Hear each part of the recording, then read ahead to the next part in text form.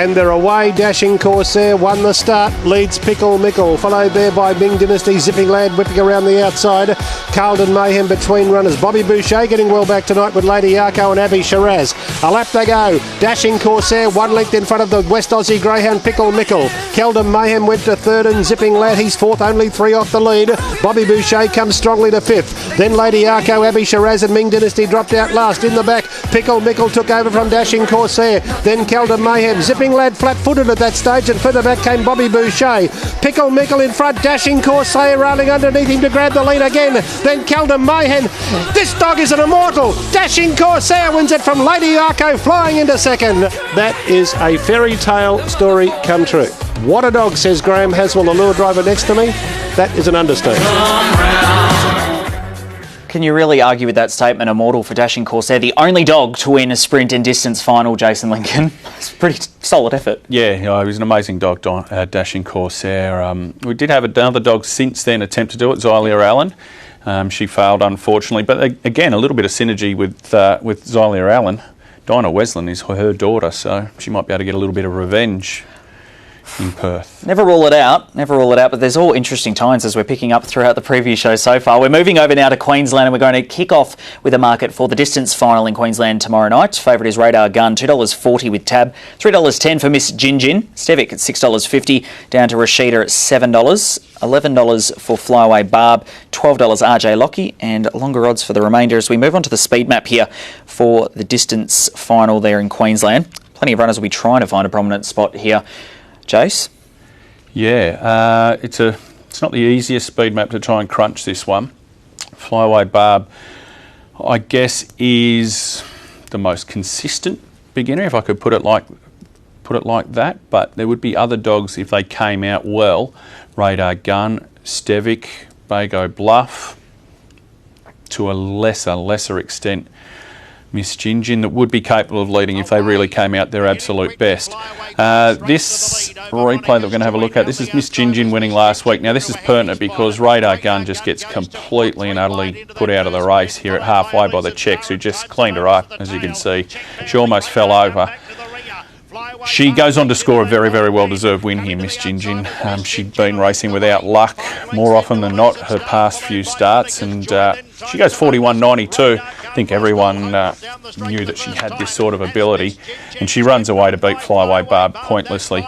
Radar Gun gets going late. Now, there is a key statistic here that's worth taking note of.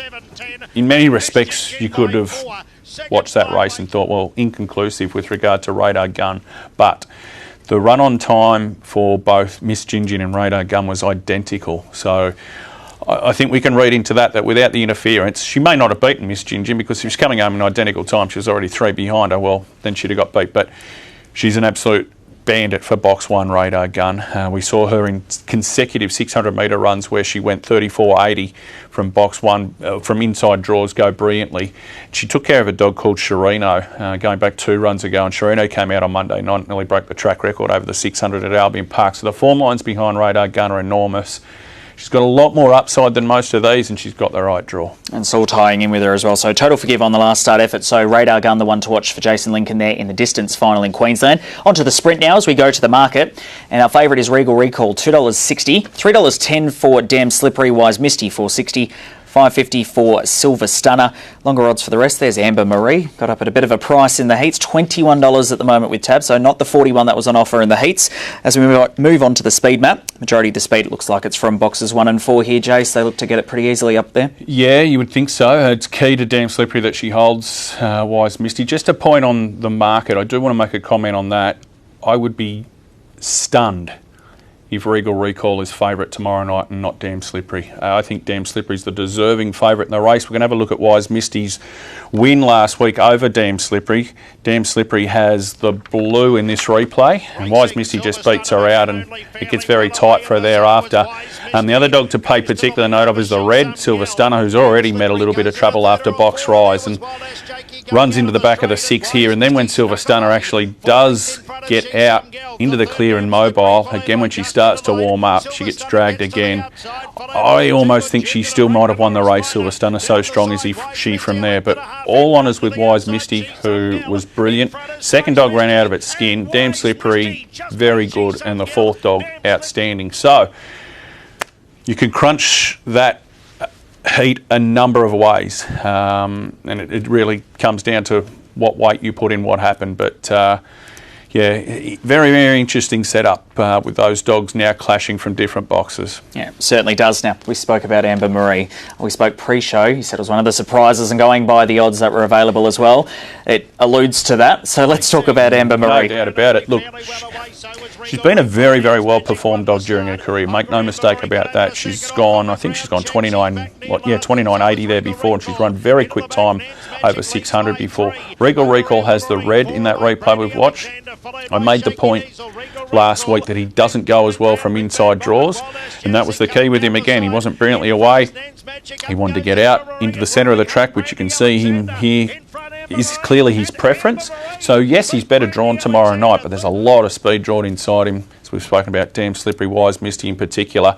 And his Albion Park form is good, don't get me wrong, but he does definitely go better at Ipswich, where he holds the track record over the 4:30.